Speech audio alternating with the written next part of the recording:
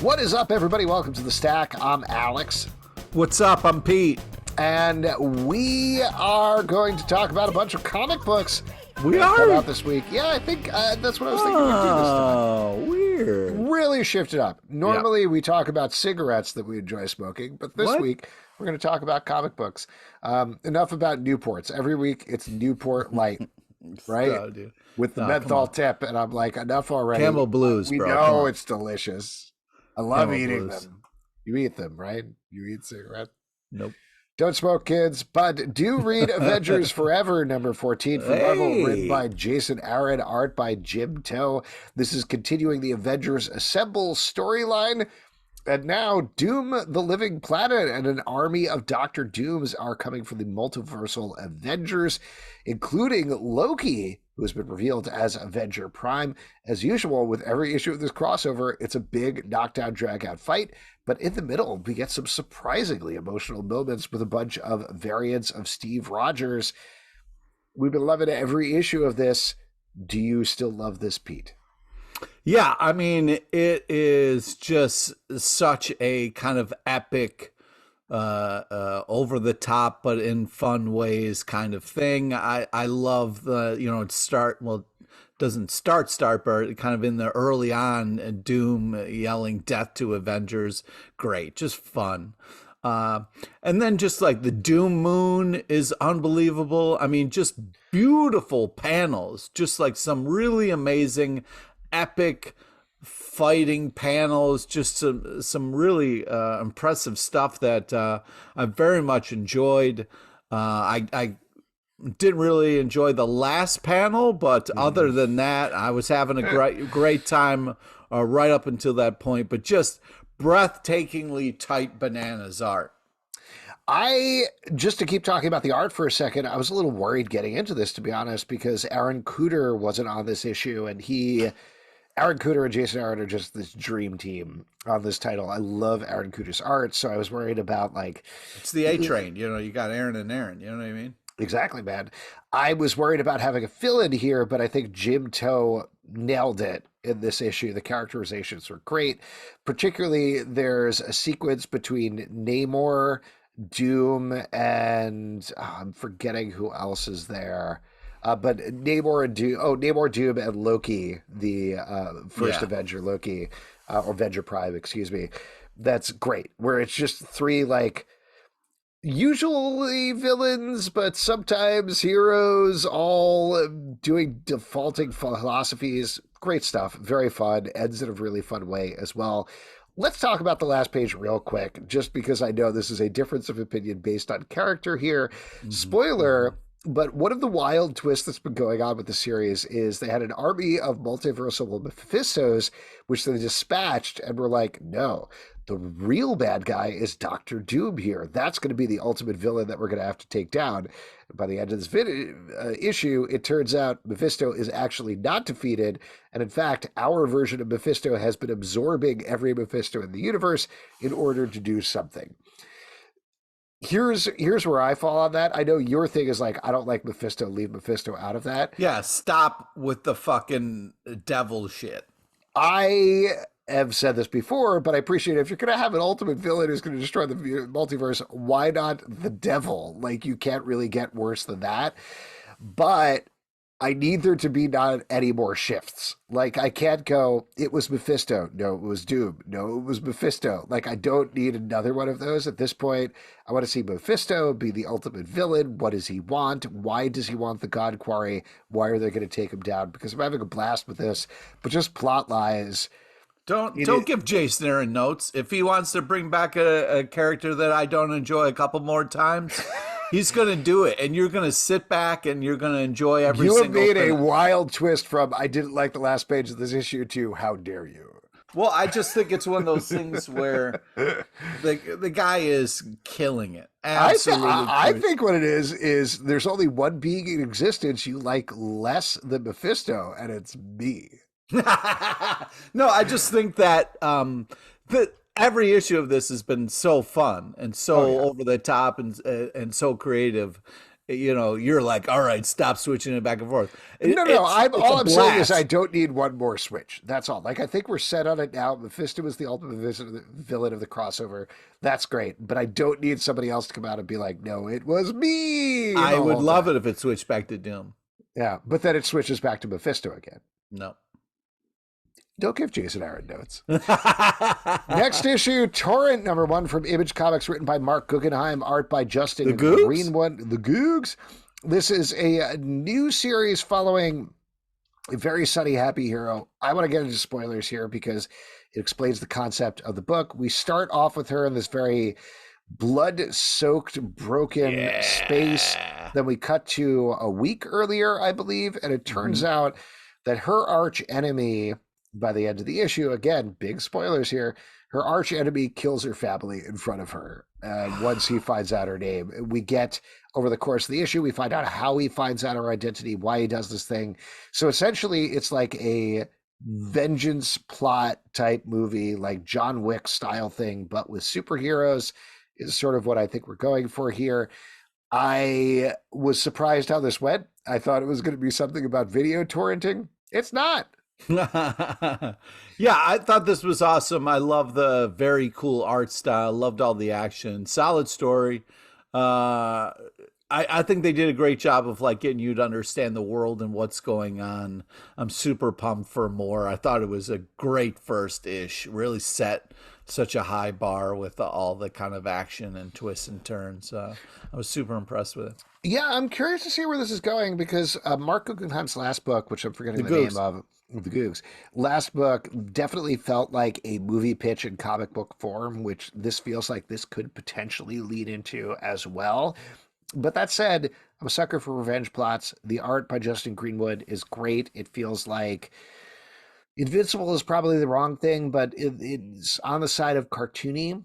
And then it feels a little like Michael Avon Oeming on Powers, I would say. And leading into that and then giving it this very dark tinge is kind of fascinating. Next up, it reminds me, it's driving me nuts. I can't think of this, so I'm hoping you can help me with this. What's the Mark Millar book with the guy with the two sticks? Oh, yes, 100% it's Kick-Ass. Kick-Ass. Yes, yeah. it is 100%. You're absolutely right. It's Marc Guggenheim's Kick-Ass. But maybe without the Millar-isms, there's a little bit of more humanity going on here that I appreciated. Absolutely. You're absolutely right about that. I'm very curious to hear about this one from you in particular. Icon versus Hardware, #1 from DC Comics, written by Reginald Hudlin and Leon Chills, art by Dennis Cowan and Yasmín Florez Montañez. This is doing exactly what you would expect from the title. It is taking a bunch of dudes in the Milestone universe and pitting them against each other, except, and I gotta say this in the weirdest way possible, where I am not very familiar with these characters. I don't know what was going on. Really? Yeah. So, wow. It seems like it's following Icon doing stuff. It's following Hardware doing stuff. Yeah. And then also there's a third story with a girl at a boarding school who's having a bit of a hard time there. That was the thing that worked the best for me. I love that girl in the school. It was so great. That was great. I didn't understand how that connected to anything else that was going on.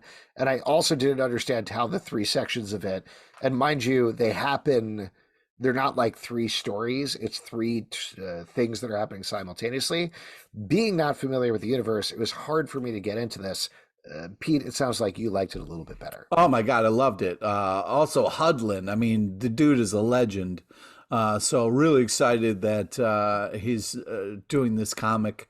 For what he did for Black Panther was unbelievable. So very excited. I like the kind of retro art style that we're going for here. Kind of iconic, or icon, but for the kind of time period, I'm glad they kind of brought that art style with them. But yeah, to kind of get to your point of, Hardware's kind of got different things going on. So I liked how he kind of sent her off to the school to kind of give her kind of a break and have her deal with some other things than this kind of battle that he's got. So, but yeah, I didn't have a hard time following it. I think it's one of those things where you're getting a little bit of old school with some updated feel to it. So I'm excited to see how this is all going to unfold. But as far as the first issue, kind of felt like a little bit of like when Tallahassee Coates took over Black Panther, did a great job. I'm sorry, did you just call him Tallahassee Coates? Yeah, I'm not pronouncing Coates. Yeah, I'm not good at pronouncing the name. It's a tough. I love calling him Tallahassee Coates. Well, Tallahassee Coates is his Western cousin. Okay, great.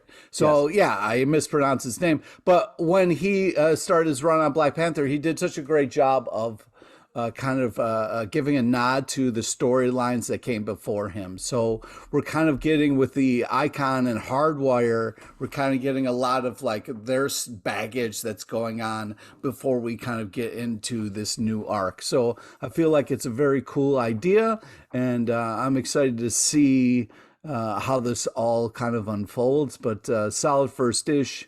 And I really like the art, kind of retro style type bananas. Well, so it sounds like if you're a Milestone fan, this might work a little better for you. Mm-hmm. All right, there you go. Fantastic Four #4 from Marvel, written by Ryan North, art by Iban Coello. In this issue, we finally, after 4 whole issues, find out what's been going on with the Fantastic Four, why they had to leave New York, as Reed Richards and Sue Storm investigate a dome outside a small town that looks a lot like The Thing. Through what's going on with The Thing and Alicia Masters, we find out exactly what happened here. I thought this was a great emotional payoff. There was a moment late in the issue with Reed Richards that got me, like really just pang in the heart, got me towards the end there. And brought into focus, I've been loving this title so far in terms of its focus on these done-in-ones, outer limits style mysteries, and this still has that sense of it here, but there's really a sense of emotion between the family that Ryan North brings to the writing, that Iban Coello brings to the art. I was very impressed with how this brought together. Very curious and excited to see where it goes, particularly after the tease at the end of the issue. This is a great Fantastic Four run so far. Yeah, I was more impressed with the art. I mean, I really loved a lot of the kind of like Thing action panels that are going on in this. Some really just impressive work. Fantastic Four is not one of my favorite Marvel properties, so the family stuff and whatever, I've seen it done a million times with Fantastic Four. So yeah, they're gonna at the end of it really come together as a unit. But interesting issue, impressive art. Pretty cool. Well, let me just talk about this just to get specific, and this gets into spoilers, but I want to explain why I like this so much, and then we can move on to the next one. So it's revealed that what happened in New York was Annihilus and the Negative Zone was attacking the Baxter building. Right. The Fantastic Four didn't know how to get out of it. It's an overwhelming army. They're going to kill a lot of people. And Reed comes up with a solution in the middle, and his solution is he basically separates the army and the Baxter building and the several block radius around it into different time periods. So the Annihilus army ends up in space, and everybody else ends up being sent a year in the future, but he explains you can't, through time travel, you can't contact it, you can't ruin it, we can't travel. So anybody who is in there in that radius of what he took out to keep them safe is going to show up a year later, totally safe, kind of like the blip from the MCU. It's the same sort of thing, but a year. And that was the only solution he could think of at the time. It's frustrating. Like, the thing is, you hear it and you hear Reed Richards frustrated, and you're in the position of Alicia Masters of The Thing, who are like, you sent our kids a year in the future? What are you doing, you absolute asshole? No, you cannot make that decision without us. How did you do that? You piece of shit. And they play it out, and they play out the scene, and you get to see this whole scene through their perspective, with Reed doing his classic science language, like, well, I played all the numbers, and here's how it would have happened. And the way that Ryan Norton writes it is it's this very classic Fantastic Four scene of Reed being a dick, using science to explain his bad decisions to everybody, and being like, I don't understand why you're so upset about it. But then, after multiple other things happen in the issue, we cut back to that scene and we see it from the Thing's perspective. And there's this panel of just Reed crumbling and crying and being held by Sue Storm.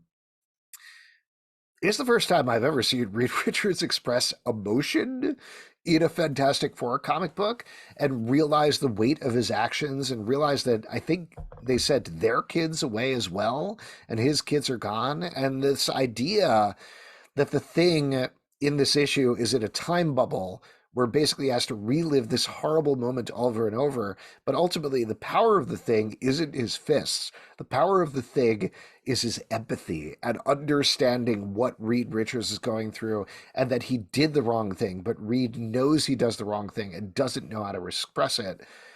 I thought was really beautiful. Well, that's nice, man. I'm glad that got to you and really touched you. To me, it's just another example of Reed Richards being a fucking douche. And, and everybody else having to deal with his douchiness. Also, if you're a parent, you can't just blip your kids to when they're cooler and easier to deal with. You know what I mean? You can't just like fast forward your kids like, oh, this is a tough age. It'd be great is when they got maybe a little bit older and I can talk to them. But that's not what they're doing. In fact, that's exactly what he's doing as a parent. He's just flipping them away. That's like, the maybe opposite. in a year I'll be able to talk to you. Yeah. No. They're not a year older. They're going to be the same age. If anything, it's hitting them on pause for a year. Pete. Yeah, either way, it's a shitty move as a parent. You know what I mean? You got to let them grow. You got to let them grow at their own pace, and you can't blip them. You can't fast forward them. You can't keep them. I blip my kids, and my life has been so good. Hold on to them and hope they never grow up. It's been so good. I've had so much more time since I blipped my kids, to be honest with you. I bet. Rockstar and Softboy Go to Space, #1 from Image Comics by Sina Grace. This is a Goofmatron 3000, this issue, with two dudes going through a bunch of wild, extremely gay adventures in space, and with Sailor Moon type characters and a bunch of other things going. It's just, here's what I respect about this. Sina Grace has a tone, has an idea, goes for it and nails it. Whether that works for you or not, I think that's up for whether you're on the same vibe or not. I certainly laughed a bunch while I was reading this issue. Curious to hear what you think, Pete. Yeah, first off, I love the animation style art. It sets up to have like a really cool feel to it. This kind of cute but fun and funny. I think it's a very enjoyable issue, and there's a lot of madness and fun jokes and ideas flying around all over the place, and it's over the top and but also very enjoyable. Yeah, and also it keeps going. It is not a short issue either. I kept reading and being like, "Wow, that was quite an adventure." Oh, there's more. Okay, there we go. So if you're looking at an issue packed with jokes, this is a good one to check out. Next up, Lazarus Planet Dark Fate, #1 from DC Comics, written by Tim Seeley, Dennis Culver, AJ Kaplan, and Alyssa Wong. Art by Baldemar, Rivas, Chris Burnham, AJ Kaplan, and Haining. This is continuing this crossover. Yeah! Where a bunch of Lazarus rain is falling on DC Universe, creating some new heroes, kind of tying in other places. Some of these issues have had light themes. This one is the most like, here's a bunch of stuff. Here you go. What do you think? Except except like all of them, I still really enjoyed the story. In particular, though, I really like Tim Seeley and Baldemar Rivas' Huntress story. I thought that was a really good kickoff. Yes. Dennis Culver and Chris Burnham's Doom Patrol story was yes, great. And in particular, Chris Burnham on art on Doom Patrol is such a good fit. I'm so excited to read that. So great. But I love the Lazarus Planet collection of story ideas. This is such a fun. I'm having such a blast with this. I thought I'd be like, okay, let's get it. I'm having such a fun time with these collection of stories. Alyssa Wong story with a spoiler and the girl with the giant sword, and Constantine was also really great. You know, it was just really, I thought, like an interesting collection of stories. I liked the Huntress one as well. Yeah, I'm having a blast with this. I agree. If you're looking for a bunch of fun short stories set in the DC universe, check out this Lazarus Planet stuff. It doesn't make much sense plot-wise as a thing, but stop. It's fine. It's fine. Yeah. Here's something that does make sense plot-wise, though. The Invincible Iron Man #3 from Marvel, written by Gerry Duggan, art by Juan Frigeri. Tony Stark is being attacked by an unknown assailant who last issue killed his most trusted confidant. In this issue, Iron Man teams up with Rhodey to try to figure out who it is. This is great. The level of danger is very high for Tony, and I was struck this issue in particular. I feel like they're redefining Iron Man in a very similar way to the Captain America story is redefining Steve Rogers right now.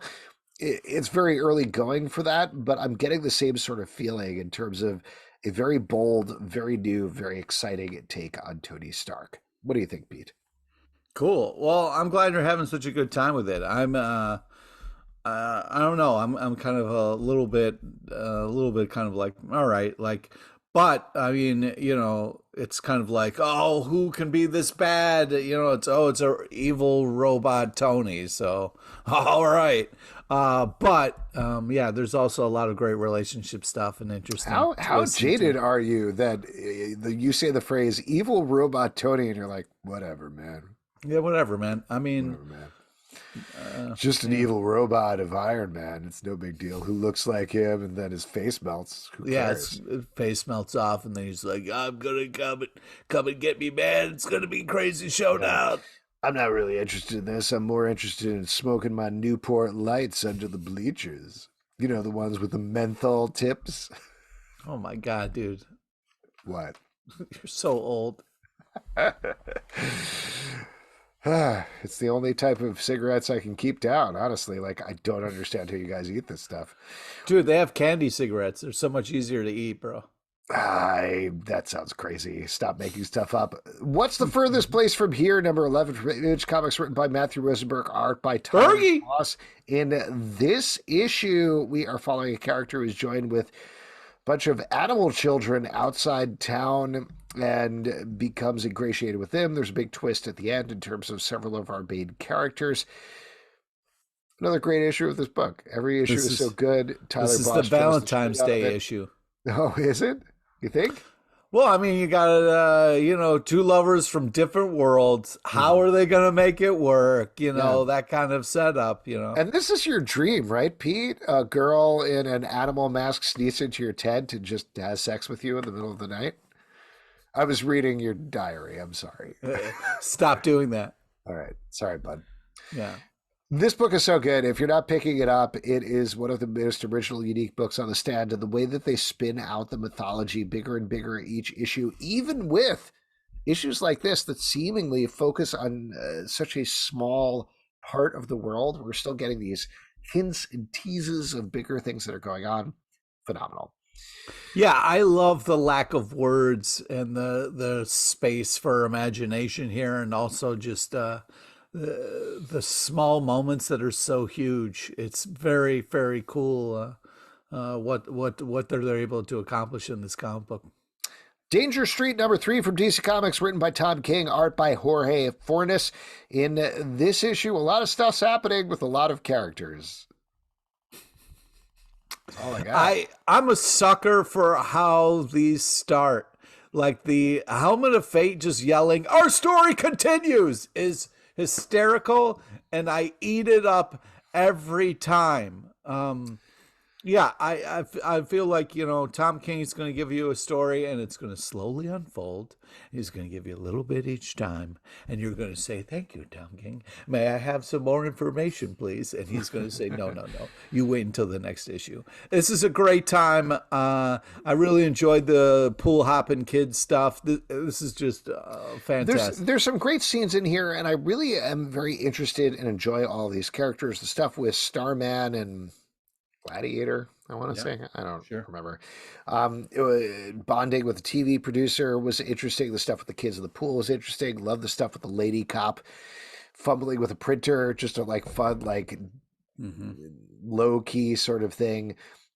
I wish the rest of the book matched the energy of that Dr. Fate narration at the beginning and the end. And I understand that's part of the bit. That's the joke, is that Dr. Fate being like, our story continues, and now we join up with the lady cop. And the lady cop's like, God damn it, this toner and this fucking print. Like, I understand the contrast is the joke here, but the characters that they're working with, I'm just not getting enough every issue to have a sense of what this book is yet. Oh, wait, what? There's a Tom King book where you're not getting enough information? Except, I understand what you're saying, except every issue of Human Target makes me feel something. Every issue of, what was the Adam Strange book called? Not Strange. Adam Strange, was that it? No, that was not it. That absolutely was not it. But the Adam Strange book gave me something. Every issue of even like Heroes in Crisis, actually, I think is a good comp for this, because there was not enough going on every issue of Heroes in Crisis for me to be like, what is the story? What are we following? What's going on here? So I love looking at Jorge Fortes' art. I'm very intrigued to see where this is go, and it's clearly building up to something, but it's not enough of a morsel. It's sort of like, it's like past hors d'oeuvres is what it is, where it's like every couple of hours somebody comes by and is like, would you like one pig in a blanket? Like, sure, I love pig in the blankets. That's great. That's delicious. Can I have, oh, you're gone.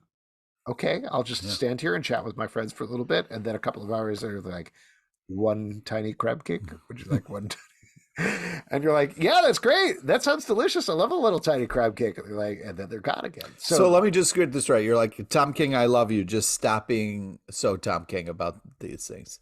I think so, yeah. Wow. Okay. There you go. No, I'm just saying this might be one that you want to read in the trade or wait until there's a bunch of issues, because gorgeous to look at, very well written, interesting characterization, but not quite enough every issue. Oh. Murder World, Moon Knight #1 from Marvel, written by Jim Zub and Ray Fox, art by Luca Pizzari. This is almost bringing things to an end here, as our final contestants think they've cracked Murder World and are on their way to kill Arcade in this issue. There's obviously some twists. Moon Knight shows up, except, of course, this robot Moon Knight, and maybe the funniest Moon Knight you've ever seen. Yeah, it was hilarious. Yeah, I love this series. I know. I'm having such a great time. Like, this, for me, it really clicked in, and I thought this was so enjoyable. The Murder World stuff, I wasn't having as much fun until this issue, and now I can't get enough. The whole, like, Moon Punch and Moon Kick bit was hysterical. Seeing Moon River, amazing last panel. Yeah, I feel like this is doing a great job of building on what they've done before and kind of having some fun with it. And this all kind of came together in this issue. Amazing art. This is just, this is really fun. Yeah, this is a great book that you definitely should be picking up. And I got to be honest, I hope Arcade wins. I want Arcade wins. What? Come on, I do. Dude. I want that dude to pull out a win. He's had a rough go of it, honestly. The Last Barbarians, #1 from Image Comics, written by Brian Haberlin and Hannah Wall, art by Brian Haberlin. This takes place in a fantasy world where you got to choose a specialization or else you end up being a barbarian. Our main character, of course, is exactly that and is just trying to find a place in the world. What'd you think about this one? This was cool. I really thought the more kind of like computer art style was very interesting. The panel with the whales in the sky, though, was just so cool. Kind of classic setup here of like, okay, we have some barbarians and they got to kind of find a quest and what they're going to do, that kind of stuff.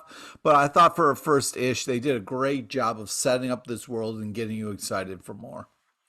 Yeah, I would have wanted like a little bit more in the first issue in terms of the adventure, but the place that they left it at the end it sort of sped up in the last couple of pages. It was like, here's a bunch of information and new characters, and here we go, and here's what's actually going to happen in this book, which I almost wish would have happened like halfway through to get me a little more engaged in it. But I like the main character. The art is interesting, like you said.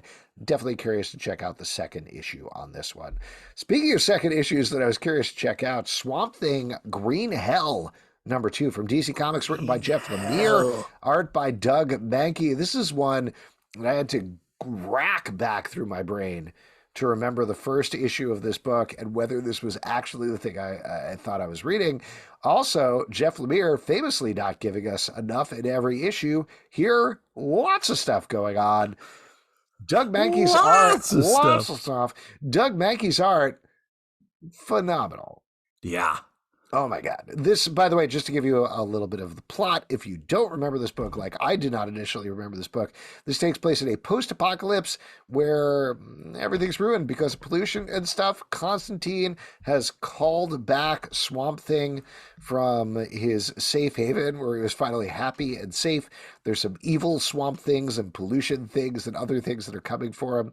If you want to see disgusting monster action, Doug Mahnke draws shit out of it, honestly. What'd you think, Pete? Yeah, I really love the Constantine stuff. We're kind of dealing with, Swamp Thing, kind of losing his powers a little bit and raising the stakes on what he's doing, which I thought was a really cool move. I'm worried about Swamp Thing in this. This is a kind of a crazy place to be. I love the moment where with Dead Man there and Constantine, really funny. The art was creepy as hell, but in all the right ways. This was super impressive. You don't normally Jeff Lemire kind of pulls like Tom King, where he gives you a little bit, but you get a lot in this issue. This is jam packed. Mary Jane and Black Cat #3 from Marvel, written by Jed MacKay, art by Vincenzo Caruto. Even though they have removed the dark web branding for the front, this is still very much Mary Jane and Black Cat, still in limbo. Now they're working with Sim to try to get a soul sword and bring it back to Belasco. This is still continuing that crossover. The characterization here, as usual for Jed MacKay, is great. Mary Jane and Black Cat's relationship is a lot of fun to watch. Of course, it's centered around Peter. There's some secrets there that are going on. I also love Sim as a character. He's one of my favorite Limbo, Ilyana Rasputin related characters. So I had a lot of fun reading this, and it ends in a great place that really promises some big stuff coming down in the next issue. Pete, what did you think? Yeah, I feel like they keep doing this. They're kind of dancing around things, and then at the last panel, they're like, "Oh, this is about Peter, isn't it?" Yeah, stop teasing us. Stop fucking dancing around it, all right? Give it to us, for the love of God. Otherwise, don't do this. But yeah, there's a lot of fun and action and adventure in this. I also really liked Black Cat calling the monster guy Grape Ape. So that was just that was enjoyable. But yeah, I just feel a little bit I feel like they're playing with my emotions, and I want them to stop. Well, I think a lot of that is going to come out in the next issue, which I'm very interested to see, because I think it just seems like it's always, oh no, wait till next issue. Oh, we're going to tease it a little bit, and then the next, and then you get to the next issue and you're like, huh, I'm here. What's happening? Yep. And they're like, no, the next one. Here's the next issue in our stack, though. Hexware #3 from Image Comics, written by Tim Seeley, art by Zulema Scotto Levina.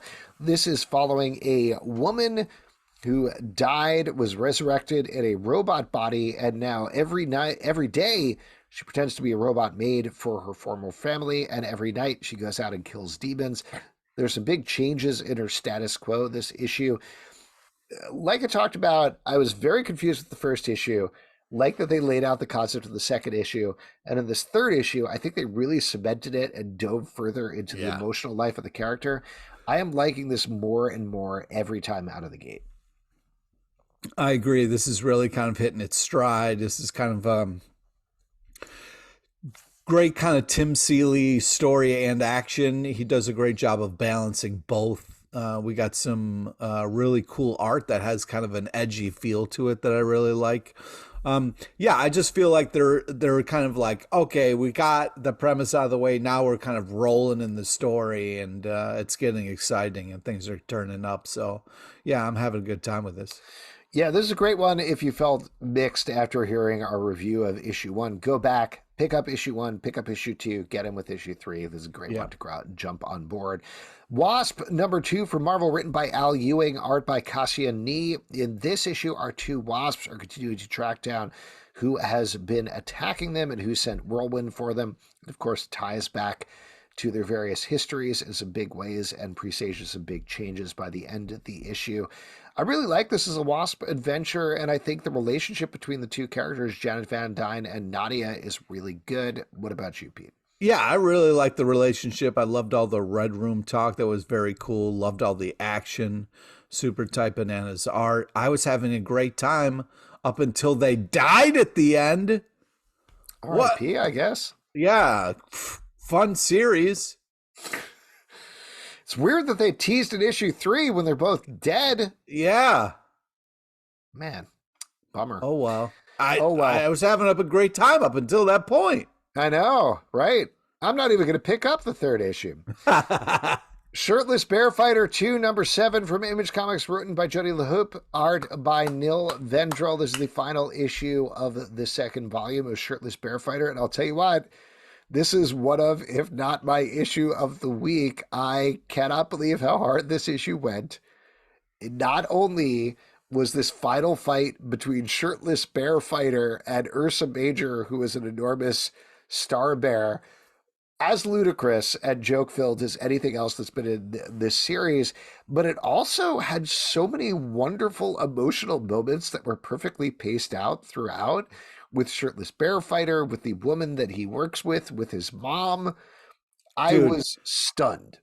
Dude, him sitting in the reserve chair, just like not knowing why. God. God, dude, it broke me. I was like, oh, it's so sad. I can't, like, each time I pick up this comic, I'm like, all right, well, it can't be as crazy and as unbelievable as the last issue. It can't keep going like this.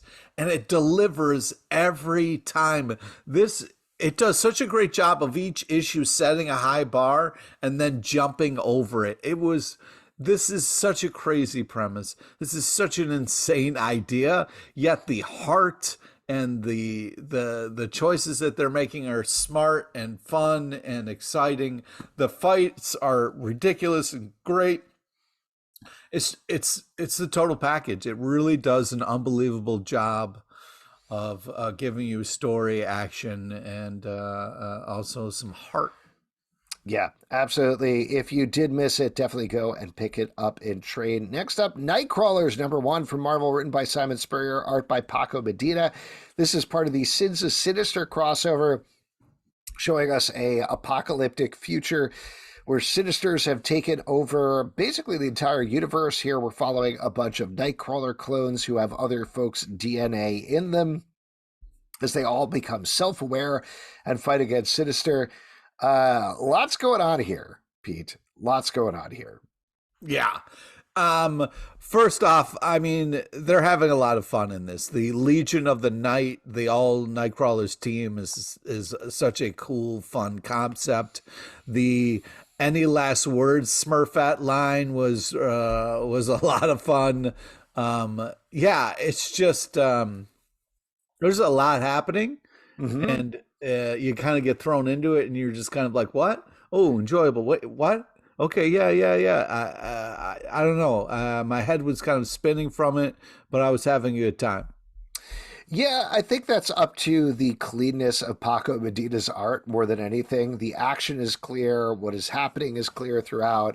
Simon Spurrier, though, is definitely leading into his biggest, like, I'm writing a European sci-fi comic that happens to be an X-Men book impulses.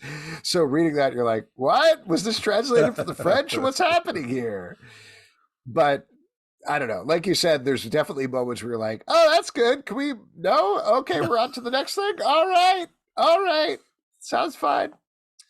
Speaking of jumping through a lot of different things, let's talk about 8 Billion Genies, number 7 from Image Comics, written by Charles Soule, art by Ryan Brown. Now, every issue of this has jumped forward 8 something, so like 8 seconds, 8 minutes, 8 hours, etc., and showed us what happened as everybody gets genies that grant them one wish. Here we're getting the first 8 decades, which is the biggest time jump we have so far.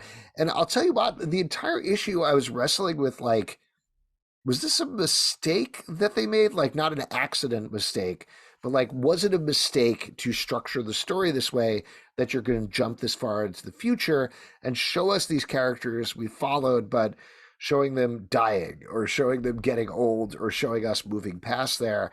And I think ultimately I fell on the side of, I appreciate the ambition here, but it definitely kept me remote emotionally from what's going on. What was crazy for me was I kept looking back at the cover because it's saying number 7 of 8. And I was like, because this feels like the last issue. What? But first off, just wow. Some really touching, amazing moments they did. They connected a bunch of things. What a ride. It's been really such a cool thing to watch, this kind of like population rise and fall between the humans and genies, and like the tension and all that kind of stuff. Can't say enough about how tight the bananas are on the art on this thing. It is just super tight and super creative and amazing but yeah, this, I was surprised at how everything kind of wrapped up in this issue, and it felt like the end, even though we got one more ish. That's the only negative thing to say about it, because it's been crazy of a ride, and I'm so happy to read all of them.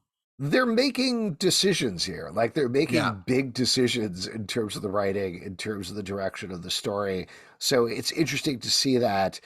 I feel like I'm reading it a little more clinically because of that, but very curious to see how it ends up the next issue. This has been a really fascinating series. Yes, that's a great way to word it. It's super creative and fascinating, and such an interesting idea to watch get played out, you know? Here's what I'm curious to hear about, Pete, and whether this is going to be a fight or not. Wolverine number 30 from Marvel, written by Benjamin Percy, art by Juan Jose Rip. In this issue, Wolverine finally has most of his brain back after Beast essentially stole it and broke him and kept killing him over and over and used him as a mindless assassin. And so Wolverine is going around with Sage and trying to figure out where Beast is and why he is doing this. That brings him in contact with his old friend, who is basically the dude from Big Lebowski, who is a CIA contact. Not to start this off potentially on a bad foot, because I know you've been furious about this whole run. This, I think, is one of the best Wolverine stories I've ever read. I'm sorry, Pete. Pete, by the way, just threw off his... You did not just say that. You did not just say that. I just said that. Unbelievable. This is... I understand if you're a Beast fan and you're upset about the direction they're taking Beast. But in terms of Wolverine, like we talked about with every issue of this so far, can I just throw this out there? Breaking him down to his core components, taking everything away from him and finding how does he fight past that? How does he get past that? And how does he become who he is again? They're crushing it. The moment in here where Sage is like, we got to take this very carefully. And he's like, I don't have time for this. And she's like, you don't even know if this guy knows where Beast or your friend are. And you're just grabbing a guy in a parking lot. He's like, yeah, I don't care. And grabs the guy in the parking lot. He's like, hey, I got these claws. This is what they do. They pop out. They're really sharp. They go back in and then they pop out. You see what I'm saying? Do I need to show you again? It's like, the guy's like, I'll tell you whatever I want. Such a perfect, amazing Wolverine scene, and the way that Juan Jose Rip paces that out is phenomenal. I loved it. Pete, for the counterpoint, take it away. All right, first off, that scene was unbelievable because I was like, what is he doing? Because he's like, see these claws? extends him, and then pulls him back. Do you want me to show you again? He's like, oh my God, no. And then he puts him on he puts his hand on the dude's fucking nutsack to be like, if you don't answer my question, you're getting fucking claws to the nuts. Like, it was insane. So yes, that panel was badass. But let me just ask you a question. Zelbin, do you like it when your parents fight? Do you like it two people you would love and admire are not getting along when they're supposed to be teaming up together to fight evil, and now they're fighting each other? It is a layer of stress and madness that eats at me while I'm trying to read this, and I can't enjoy it because two of my favorite teammates are fucking fighting each other, and I'm stressed out. I hate it. I don't like that they're fighting. I don't know why they're fighting. I don't understand either point of view. And to see them just destroy each other's lives is fucking heartbreaking. It's awful. I wish I could erase some of the memories that this comic is creating. Yes, there are badass moments in it, and oh my God, what Wolverine does to Beast is gratifying for the revenge aspect, but it is so stressful because I'm just like, guys, stop. Why can't you? What is happening? Well, that's what has gone wrong. I completely Why understand. are you against each other? I completely understand, and I completely understand that's why you don't. This is upsetting for you, but that's why it's working for me, is because it is eliciting the exact same emotional reaction you are having, where that is what the writer is intending. The writer is intending you're in this place of, why are Wolverine and Beast fighting? Why is Beast doing this? What happened to Beast that turned him so bad? And he ends up in a place. No, right? That Wolverine doesn't, and why wouldn't he talk to him about it instead of turning him into this plaything? It is, you know Wolverine's going to come at you, bro. You know you're not going to get away with this. Why do you think? But that's the thing. Is like, what is he planning then? Because spoilers here, but Beast it seems to be a different Beast, at least the way that he looks, is running away from Wolverine very casually. Wolverine catches him and is like, I'm going to kill you. And Beast is like, I know. He kills him, and then Beast comes back and a secret resurrection changer is like, now everything changes. That's the sort of level of storytelling. And mind you, a lot of it has to do with the execution of where we're going, why Beast is doing this, what his plan is, how this is all going to turn out. The ending is very important here. But along for this ride of like, all of these questions you're asking are terrifying and fascinating and have me on the edge of the seat because I have to know. I have to know what made Beast do this. Why is Beast doing this? Why are they at odds here? How are everything going to change? It's the sort of storytelling that feels very big and very rare, particularly when we're promised big changes and events, and often they're very cyclical. What are the actual changes that are going to happen here in this Wolverine title at the same time? I'm nervous and excited and scared to find out, and that's the place that they're putting us in as readers. That is purposeful. Well, I'm glad you're having fun being tortured. I love it. Torture me, baby. Also, it's a horrible time.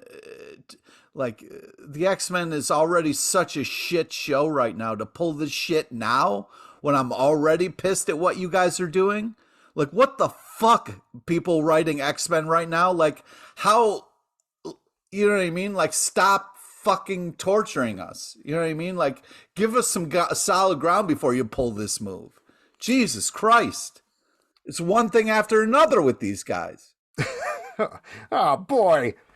These kids, get off of my lawn. Unbelievable. The Deadlocky #6 from Image Comics, written by Melissa Florez, art by French Carlo Magno. This is the final issue for now of this book. It's coming back later on. But first, it's going to enter into a whole big massive verse crossover with the Deadlucky and Radiant Black and Rogue Sun, among other characters.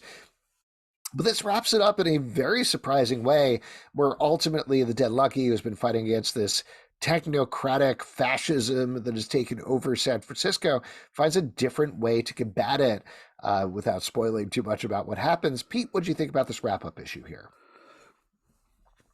Excuse me. Yeah, I feel like the action of this is great. Love the anime style to it. It's really cool and unique. Are you dying? Are you? Yeah. Okay. You got me so worked up. I'm having a hard time calming down and using words Yeah. Well, again. listen, could you not have a heart attack until after the podcast is done? Right. Because we really got to get this Then up. you had the kind of epic moment where they said the name of the comic in this, so that's always a huge move. So big moments in this. I'm loving this. I continue to love this. It's great. The Vampire Slayer number 11 from Boom Studios, written by Sarah Galley, art by Hannah Templar. In this issue, finally get the revelations we were waiting for 11 issues at this point, as Buffy, spoiler, finds out that everybody manipulated her and took her Slayer powers away from her. This is all in service of Willow is out of control. This book is phenomenal. This is the best Buffy that I have read since... this is the best Buffy has been since, I don't know, season 2 of the show, probably, honestly. Wow. Like, there's other high points that have happened throughout of it, but this is great. This is easily better than when Joss Whedon was writing the Buffy the Vampire Slayer comic books. This is my favorite thing that I've read. I've loved it. What do you think, Pete? Yeah, I mean, we're really starting to get things clicking finally. At first we were just kind of like, what's going on? Why are there all these differences? What's going on?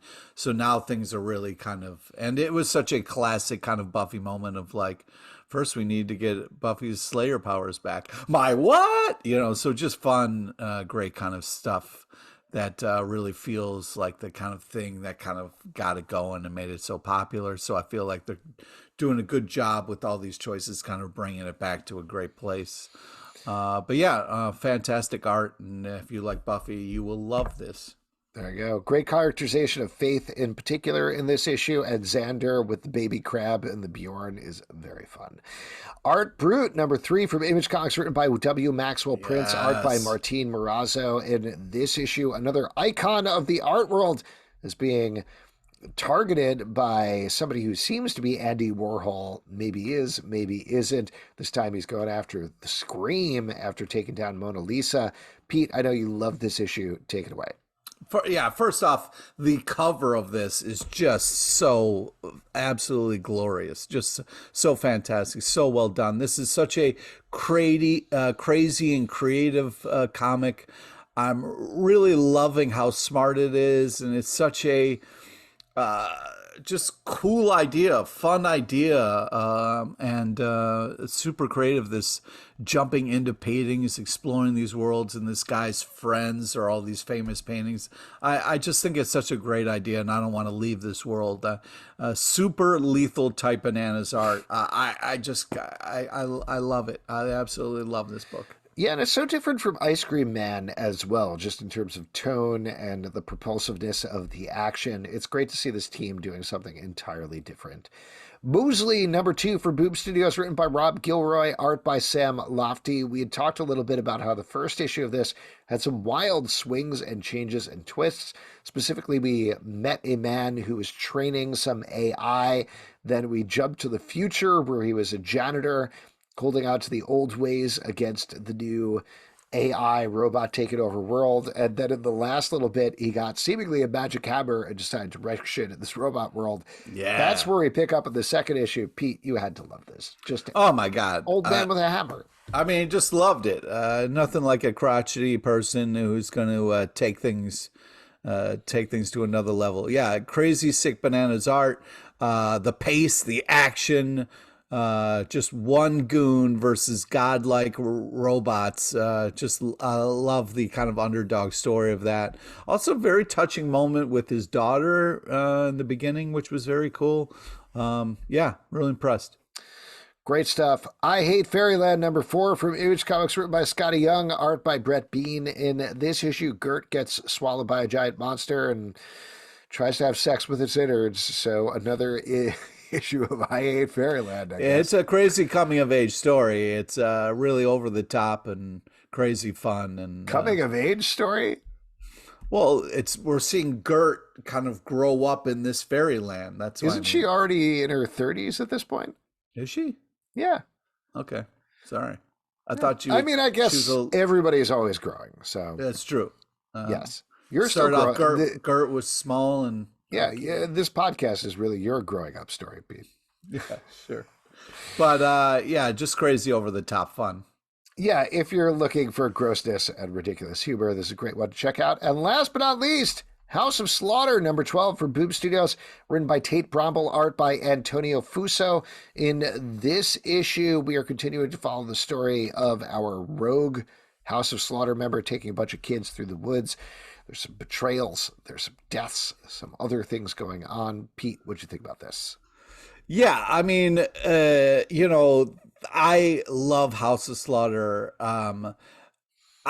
There is this part where, and this is spoilers, but it's like they say to this little kid that they've just saved, they're like, hey, remember that monster that attacked you?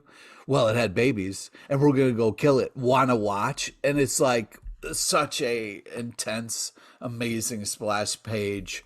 I love these stories. I love how they're exploring different houses of slaughter here and different people.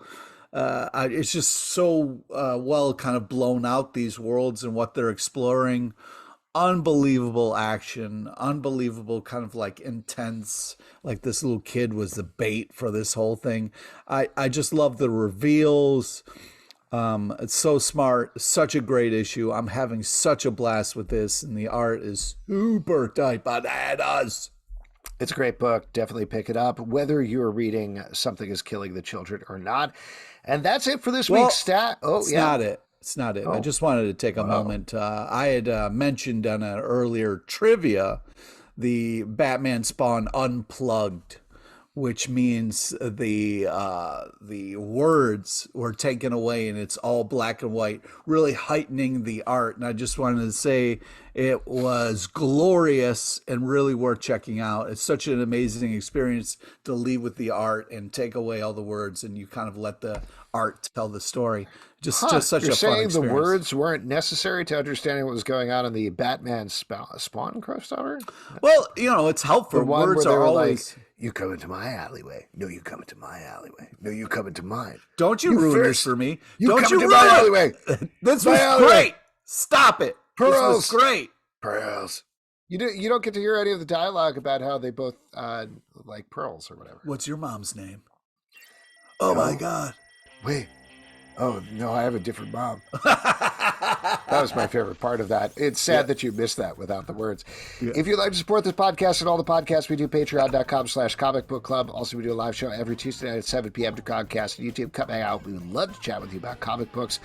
Apple, Spotify, Stitcher, or the app of your choice to subscribe, listen, and follow the show at Comic Book Live on Twitter, Comic Book Club Live on Instagram and TikTok, comicbookclublive.com for this podcast and many more. Until next time, we'll see you at the comic book shop.